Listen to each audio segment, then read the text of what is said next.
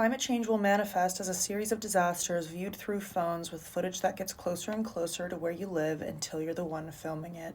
This tweet has obviously been recirculating due to the fires happening in Los Angeles, but I wanted to talk about it a little bit more generally. I think that this tweet perfectly highlights how pervasive our phones are and how they're kind of the primary lens through which we experience and understand events. We now consume everything as content, which isn't innately a bad thing. But when most people are getting their news sandwiched between memes and targeted ads, we have to wonder what that does to our ability to consume and reflect on the information, but also how empathetic we are to the content we consume. That's why I think more than ever, it's so important for us to understand our media diets. What are you consuming online? How are you consuming it? And what does it mean? The current way that we endlessly scroll through algorithmic feeds kind of leaves little to no space for actual reflection.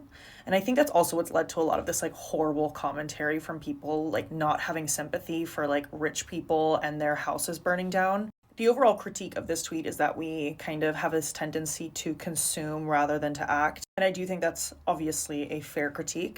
But the real challenge is how do we leverage these amazing tools and access to information that we have by having phones and being online and being connected and use them for meaningful engagement and collective solutions rather than this passive consumption that a lot of us do online.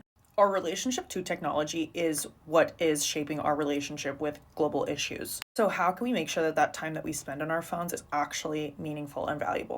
Anyways, let me know what you guys think about this. Sending love to anyone affected by those horrible fires. And as always, the link to the original tweet can be found in our Arca profile through the link in our bio.